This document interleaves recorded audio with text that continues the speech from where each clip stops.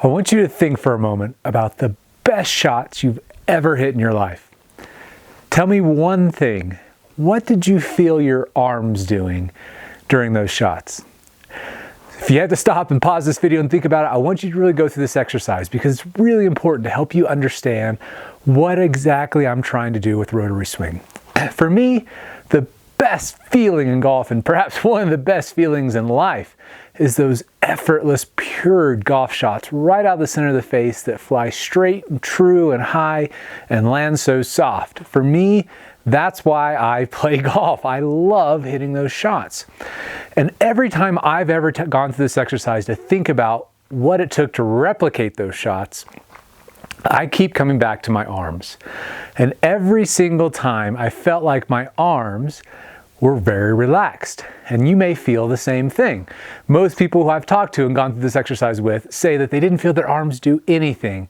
And to me, I think that's a huge part of the key, the secret ingredient to measuring and quantifying what these effortless shots really are so that we can repeat more of them. Because that's really the funnest thing, is puring those shots. So if you think that having your arms being more relaxed is what's led to more of those shots, then we need to understand how we can keep replicating that by not doing so much with our arms in the backswing, because that's where almost everybody sets themselves off on the wrong foot.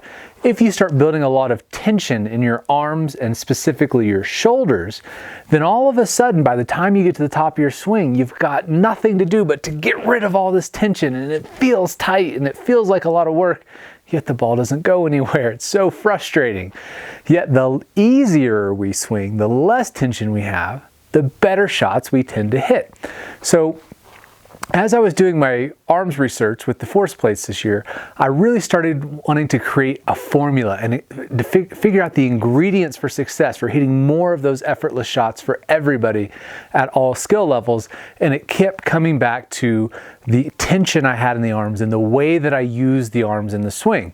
And that's where I started wanting to research the amount of elevation, or how high your arms are in relationship to your shoulders at the top of your backswing. Because your arms, if you have a lot of elevation in the swing, for those of you who aren't familiar with that concept, it's just how much your arms are moving up and down. So if I had a relatively flat shoulder turn and really high hands, that's a lot of elevation. Now I had to lift my arms up there. They didn't get up there magically, right? So the more I have to work to lift my arms up, the more difficult it is to turn that off and let the arms naturally shallow in the downswing, because that is a critical part of the transition, is that your arms, no matter how high they are, even if your arms are low, you're not hitting the ball from this position. They have to get back down and in front of your body. Now you can swing them down, push them down, pull them down, all sorts of different things you can do, but that doesn't lead to effortless. That effortless feeling of your arms being soft and then whipping through the shot right at that last second, that's the secret key to hitting those effortless golf shots. And in order to do that, I found that it was much easier the less elevation I had in my swing. Now, many of you guys remember my book from like 2005, where I used to teach a very, very low hands position. And I went back to those times and looked at my old swings, and I could see how my arms were so relaxed throughout the whole swing. And that was really a key reminder for me to feel, yes, if my arms are up high, it gives me a lot of leverage. I can swing my arms really fast. I have a lot of time to accelerate the hands, but it doesn't feel effortless, and the ball doesn't really go any further, if at all. It's so much harder to hit it more consistent when my arms and hands are doing so much in the swing. So I wanted to see if I lowered my hands a lot, could I get back to hitting more of those effortless shots? And could I see that instead of maybe 1 out of 5, I could get 3 or 4, even 5 out of 5 effortless feeling shots out of my golf swing. And the more that I shallowed out my hands, the more I relaxed them, the easier it got. So to make things simple and to help you hit more of these effortless shots, here's all I want you to start to think about that your arms need to do in the swing. Let's focus on the trail arm, because this is one of the ones where most people are trail arm dominant who are golfers. So if you're a right-handed golfer playing with right-handed clubs, you probably are pretty right-hand dominant, and that leads to so many swing flaws. You know, swinging over the top, casting the club, that's all right arm stuff. And really so much of that is due to just two things. It's a lot of tension in the arms and hands, and not using this lead hip to initiate everything and get the swing started back down. So I'm going to talk about that part in just a moment, but let's first focus on the amount of elevation, because I think I can make your swing radically simpler if you can just do that. If you can do this right here, just standing here right now, I want you to do this.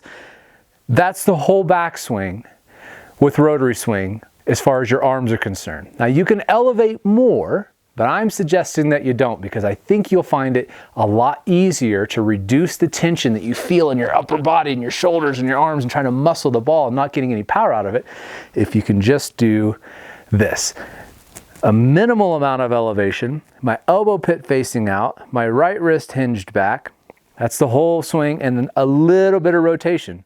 All right, like I was going to clap my hands together. This is all I'm doing with my arms, just letting it externally rotate slightly. That, if I put that into the context, I'm not going to move my arm from what I just showed you. I'm just going to turn back. That's the whole backswing. Again, just this. Rotate back with my body. May not look like much at first, but let me get a club in there, so I'll do the same thing. So now you can see elbow pit out, right wrist hinged back, a little bit of external rotation. As I go to the top, starting to look like a golf swing, right? A very shallow one in terms of the arms, so you need to steepen your shoulders as you go back. We see so many golfers in our online lessons turn really flat with their shoulders, and this is devastating because now you've got to use your arms to try to get the club back to the ball. But if you get your shoulders, make sure that left shoulder goes down as the right shoulder goes back to rotate your shoulders perpendicular to your spine. Now you can have this shallower arm position, but still have plenty of leverage in your swing and really only have to move your arms that much. That is going to make your swing radically simpler, reduce the amount of tension that you feel in your shoulders. If you have a lot of tension in this trail shoulder because you lifted your arms up going back instead of just doing this tiny little move, then you're going to want to heave the club over on the way down and swing over the top, take deep divots, struggle with good contact. But from here, my arms barely need to shallow out at all. It makes everything so much simpler, so much more repeatable, and puts you on the pathway to giving you one of the key ingredients to hitting those effortless shots. So just work on getting this motion with your right arm, your trail arm in the backswing, and then just transport that to the top, put a club in there, and start feeling how you can make your backswing so much simpler and start working to reduce the tension in your arms. Now the second piece, once you have this tension removed in your swing and from your upper body, you need to use your lead hip. Remember the clamshell video, right? Where we talked about getting that left hip to go back into the chair. Almost everybody starts pushing off this right side way too much, way too early, drives their pelvis into the ball, and they stand up, they lose their posture, and then of course they got to use their arms to compensate.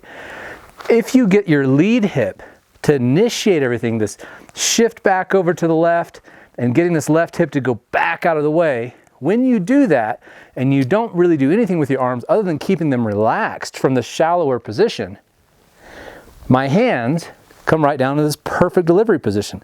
I literally didn't have to do hardly anything to get the club into this perfect spot other than the clamshell video. Just getting that left hip to go back, keeping my arms relaxed, passive. Don't fire them hard from the top, but it's a lot easier to not fire them hard from the top when they're not tense because you didn't elevate them so much. So keep that lead arm across the chest a little bit longer. Don't try to start pulling your arms and separating your arm from your rib cage. Keep it back here and let your left hip do all the work.